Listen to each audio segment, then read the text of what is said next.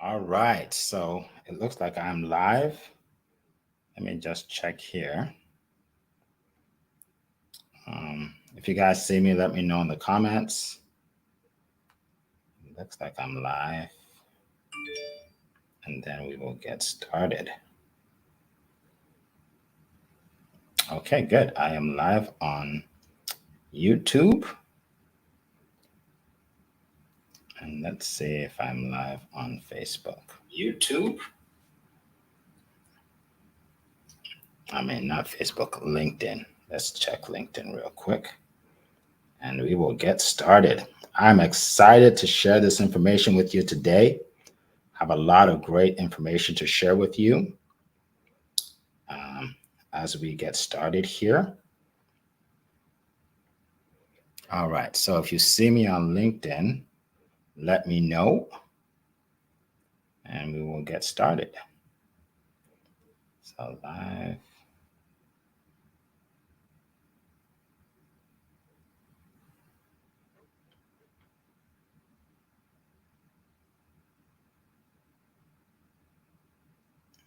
Okay. All right, so let's get started, folks. Okay, so welcome to our broadcast today. My name is Eric F. King, and today I'm going to share with you 7 steps to building a bigger business through sales. Okay, I'm going to teach you how to triple your sales. Now, some of you don't know who I am or don't know about my background. I got involved in sales over 20 years ago. I was a marketing major in college, and after graduating, I got a job with Xerox at the time, and Xerox was a top 100 company in the world. It was like Apple, like Microsoft, right? And at the time, I wanted a job in advertising or marketing, something exciting, but they put me in sales, and I didn't really want to be in sales, but my dad advised me to just do it. He said, he said that you'll learn a lot from sales, even if you don't stick with sales for the rest of your career. So I took my dad's advice and I jumped into it. But the problem I had was for 2 months, I didn't sell anything. like I didn't sell anything. And I didn't sell anything. And I was struggling. I wasn't making money. Oh, I see, James. Thank you. Appreciate that. Um, I wasn't making any money and I felt like quitting. So I called my dad. I said, look, I think I'm going to quit because I don't want anybody to fire me. So he said, no. He said, don't quit. He said, find somebody that sells the way you would like to sell and then model them. So find a coach. All right. So I went up to this guy named Brian. He was the top sales guy in the whole region. And I asked Brian if I could follow him, if I could just shadow him for, a day just to see what he says to customers. So he said, sure. So I followed him around and I realized that he wasn't even selling.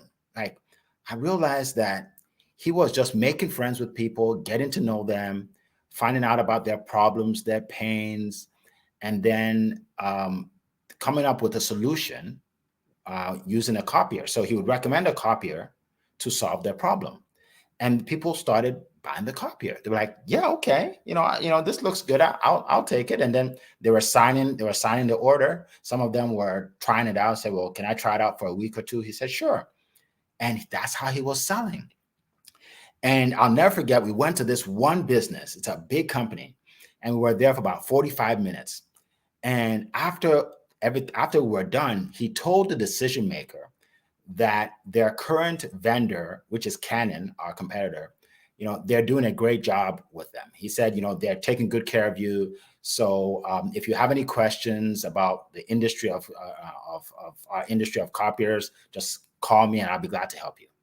And we left. And I said, well, why didn't you try and sell them a copier? He said, well, when you meet with a customer or a potential customer and what you have is not a good fit for them, or you can't leave them better off than you found them, then don't sell them anything. Okay. Because if you do and they're not happy, then they'll want to return it, or, there'll be bad blood. Right. But if you just tell them that you're here for them anytime they need you, They'll call you when they need you. And I was blown away. I realized that I can actually sell without being pushy or salesy. Like I can be compassionate. And that's when I came up with Compassionate Closer. That's my brand. So if you go to compassionatecloser.com, that's my brand. If you want, videos, ebooks, whatever, just go on compassionatecloser.com. And that's how I started out. All right. So I'm going to go over 10 tips today for you to build your business by making more sales. All right. But first of all, I want to tell you the difference between a traditional closer and a compassionate closer. Okay. There's a big difference. A traditional closer is like a sales rep. Like, let's just say a car salesman. You go to a car dealership and you walk in there, and the sales rep takes you out on the lot and just shows you a car and says, this would be perfect for you, and tries to sell you the car. That's traditional closer. A compassionate closer asks you questions like, what kind of vehicle are you looking for? And then you say, well, I'm looking for something for me, my wife, and my 4 kids. And then he says, okay. He says, so, how big do you want it to be? Do you want an SUV or a minivan, right? They ask you all these questions to see what you want. And then they find what you want and sell you what you need, right? And then when you're done, you love the process. You're happy with the vehicle. You're happy with the sales rep. You're referring the sales rep. That's a compassionate closer. And I became really good at that at Xerox. In the 18 months, I was a top 3% of sales reps in the whole region, winning trips and getting awards, and obviously making a lot of money in my 20s. And then I used the same system when I went off to another company, and again, went all the way to the top. And then I started doing it in business. I started a production company, and then I started other businesses, and it works. It works with any business. Okay. Then I started teaching entrepreneurs how to do the same. All right. So what I'm going to go over are those 7 steps.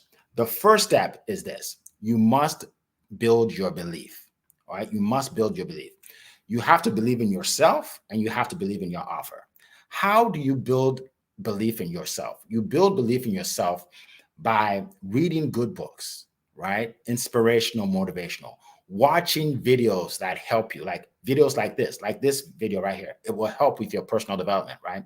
Going to events, going to masterminds. I was at a mastermind, a 7-figure mastermind just last week in Tampa, Florida, right? Going to masterminds. This builds your belief in yourself that you can do anything, all right? Now you want to believe in your offer. You have to believe so much in what you are offering that nobody can talk you out of it. You know that you're helping people. All right. Once you know that you're helping people, you will be confident to share your offer. And by the way, whatever you are selling, you must use it yourself. You must be so passionate about it that if you tell people that this will transform your life, make sure it transformed your life. All right. So believe in yourself, believe in your offer. All right. Number 2, change your psychology.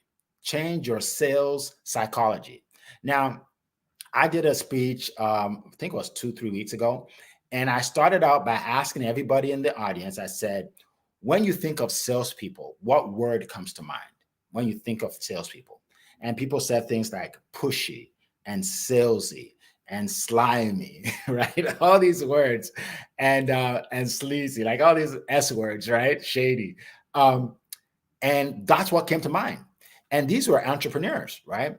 So I said, if you think salespeople are pushy, salesy, slimy, then you won't want to sell, because you cannot become what you despise, right? So you have to take that out of your mind and realize that salespeople, like good salespeople, are helping others, right? Sales is service. If you have a great offer and your prospect doesn't buy, you didn't help them. Sometimes I feel sorry for people that don't get my offer, because I know I'm giving them so much value, right? So you have to believe in what you do, that is helping people, and you have to believe that sales is good. The cars we drive them because of salespeople. The houses we buy them because of salespeople. The planes that we get on to travel to other cities, right? These airlines, they buy these Boeing planes from somebody, right? So salespeople make the economy go around, right? So sales is a good thing, Okay, so I want you to keep that in your mind. All right. Also, you must focus on your client. Okay, you must focus on your client. You must put your needs aside and put their needs in front of yours. All right. Number 3. Now, when you meet with someone, make sure that you build rapport.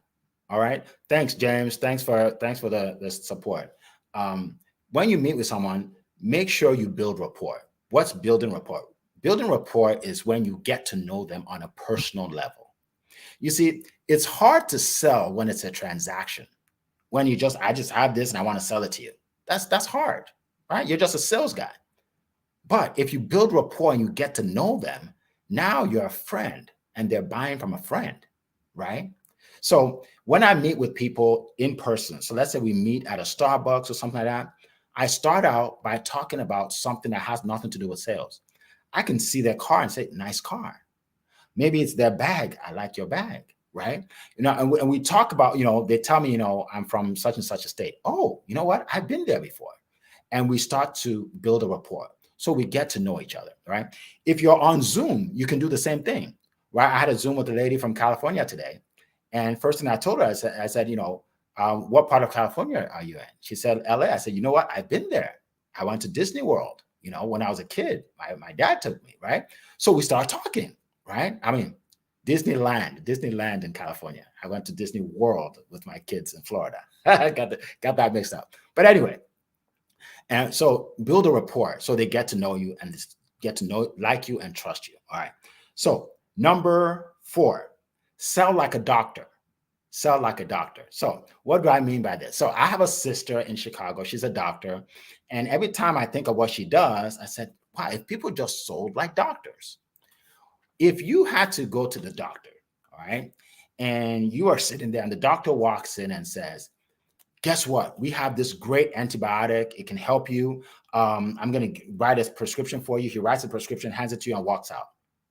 And you're thinking, he never even asked me what's wrong. He doesn't know what my symptoms are. How can he prescribe something for me? Right? That's called malpractice in medicine. But in sales, it's called losing the sale, right? You just lost the sale. So you have to find out what the problems are of your prospect before you can actually sell them something, right? A doctor finds out the symptoms, and then they make a recommendation, they make a diagnosis, and then they make a recommendation by giving you a prescription, right? Same thing in sales. If you meet with a prospect and you didn't ask them questions, then you're not making the sale because you don't know what they want, right? So you have to ask the right questions. I call them the magic questions, and I teach people about this in my coaching programs. The magic questions to get them to come out and give you the information you need. All right. So you want to sell like a doctor. Number 5, you want to become a great storyteller. Yes. People say, well, Eric, I'm not really great at telling stories. Well, guess what? You can be if you want to. Be great at telling stories. And, it's a skill. It's a skill. And you learn by practice. I tell a lot of stories, right? Why? Because stories sell and facts tell, right? Stories are emotional. And people buy off emotion and not logic, right? They buy off emotion and not logic. Sometimes they justify it with logic, but really they're buying off emotion. Let me give you an example. So let's say I have an offer. I have a weight loss offer. I like to use weight loss because everybody understands weight loss, right? And I meet with a prospect, right? And I ask them some questions about their weight loss journey, right? And they say, well, I want to lose about 30 pounds because, I'm not feeling good. I'm feeling tired every day. And I want to be able to fit into my new clothes and all of that, right? So we're talking. Now, I can just tell them about how great my offer is and how I'm going to help her or him lose the pounds and all of that. But what if I said, you know what?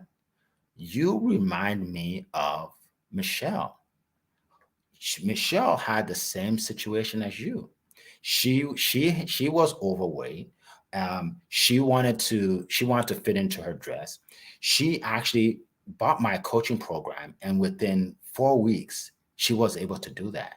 And she is so happy. She was even a testimonial for me. She did a video and sent it to me, and it's on my website. And guess what? Your prospect is going to be like, wow, I can do that, right? Stories sell, facts tell. Tell more stories. Now, stories come in different ways. So I told you I was in Florida last week. Okay, I went for this mastermind, and I was at a resort. Okay, I think it's called Cedar Brook Resort, real beautiful resort. But anyway, when I was getting my tickets, or actually, when I was getting a hotel, I didn't spend a whole lot of time on the website of the hotel. I spent more time reading the reviews because I want to hear the stories of the people that were there, not what the hotel is telling me, right? So when I read the stories, I said, okay, I like this place. And when I got there, guess what? The place is exactly like the stories said it would be, right? I wanted to hear the stories. So make sure you put in a lot of stories in your presentations, at least 2 or 3 stories. Everybody you talk to, you must tell them a story, okay? Because they remember the stories. A lot of times they won't remember the facts. All right. All right. So number 6 is find a sales coach, right? So that's the advice my dad gave me years ago. Find a sales coach, someone that sells the way you're comfortable selling. So I help entrepreneurs, especially solopreneurs, to triple their sales closing rate, right? And make more income without being pushy or salesy. Okay. That's what I do. I'm a sales coach. And I love working with entrepreneurs because entrepreneurs want to help people. They have this zone of genius where they want to help people, but a lot of times they just don't know how to sell it. Do you know that if you have this great presentation on your product, and you're like, anybody that gets in front of me, I'm going to use this presentation. You know what? Presentation is 10% of the sale. 10%. It's very small. You know, you know, part of the sale is the magic questions you ask, right?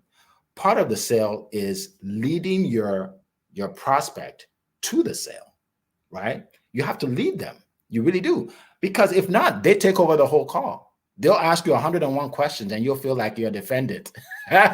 In trial, they're just asking one question after the other, and you have no control. And guess what? You're not making the sale. But you have to be in control. You have to have the leadership qualities, which is a learned skill. You got to learn this, right? So I met with a lady. This was months ago, and our meeting was supposed to be for 30 minutes. Okay, and it was about the coaching program. And we got on the call, and she says, "So Eric, I just want to let you know, I have another meeting in about 15 minutes. So I only have 15 minutes. So, tell me whatever you have to tell me, and then I'll make a decision." And I smiled and I said, "That's not how it works." I said, "So this meeting was scheduled for 30 minutes, and I won't meet with you if you don't have 30 minutes. And aside from that, I need to ask you questions to see if you qualify for my program. And 15 minutes is not enough for that. So we can either cancel the meeting or we can reschedule for a time when you have 30 minutes for us to talk." And she said, "Oh, okay. Let's go ahead and reschedule." So we rescheduled, and she had the 30 minutes. I asked her the questions. She qualified and she joined my coaching program. What I did is called sales leadership. And I teach that. I teach sales leadership. All right. Now, another thing too is when you have sales leadership, when you have that kind of leadership, you are going to help a lot more people. A lot of people. By the way, if you want more information on my sales strategies, go to compassionatecloser.com. And if you want to schedule a meeting with me where I can do an audit of your sales process, all right, go to meetwithericf.com. Meet with Eric F. Eric is with a C. ericf.com. I put it in here, see if it comes up. But anyway, that's just by the side. By the way, all right. So like I said, you have to lead the sale. All right. And So as I was saying, you're helping people when you lead the sale. Let me give you an example. Okay, let's talk about mm,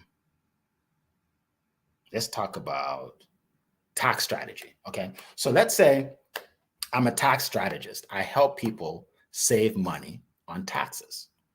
And I meet with you and you want to save money on taxes. And I'm asking you questions and you're like, every year I'm spending so much on taxes for my business and I just want to be able to save money. And I'm like, okay, let me ask you a question. So how much you want to be able to save? And she said, and then you say, well, I've heard people saving, 6 grand, 10 grand, 15 grand. Okay, no problem. I can help you with that. And we go over everything and I tell you my offer, I tell you how much it is and everything. And then at the very end, you say, yeah, I think I'm going to hold off on that maybe next year. Now, I could say, oh, okay, no problem. Call me next year. Or I can be a leader and I could say, well, let me ask you this. You said you wanted to save money on taxes, right? At least, at least, at least 6, 7 thousand, right? And you say, yeah. Well, what will change between now and then? Next year, you just have to pay that again to the IRS. And then they're like, oh, you know what? You're right. Maybe I do need this, right? And then they get the program, and then he saves the money. Now he's happy. I'm happy I got a customer. He's referring business to me, all because I had what they call sales leadership. And again, it's a skill. It's not, you're not born with it. You learn it. Okay. And I teach that in my coaching program as well. All right. Also, have you ever had a customer where you're talking to your prospect and they give you an objection like, I think your prices are too high, and your price is not too high. So what do? Do you reduce your price? Because then you're good. If you reduce your price, let's say from 2,000 to 1,000, and someone at 1,000 will say, no, it's too high for me. Then you go down to 500. Then you go down to 100. Before you know, you're giving it away, right? Right? You're giving it away. So you have to know how to overcome these objections where people can't just tell you that your prices are too high, right? They can't just tell you that. Actually, if someone told me that, I would say, well, first of all, a lot of people actually say my prices are low for what I provide. So it's funny you should say that, right? Right. So people can come up with questions like, I don't have the time, right? I don't have the time to do this, or I have to think about it, right? There are all these objections, and for a lot of entrepreneurs, they don't know what to say. Why? Because they don't teach us this in school, right? We don't know what to say. What we do is we just defend our offer, which is the last thing. You don't want to be defending your offer over and over. Well, it's really good. It will give you, you don't need a lot of time. Then you sound desperate, right? So you want to be able to know what to say when people give you those objections. All right. If you need help with that, I can help you. All right. And lastly, number 7, you want to associate with great salespeople in your industry. What do I mean by that? Don't work in a vacuum. Never build a business in a vacuum. In other words, if you are a hairdresser and you're a pretty good hairdresser, guess what? There are better hairdressers.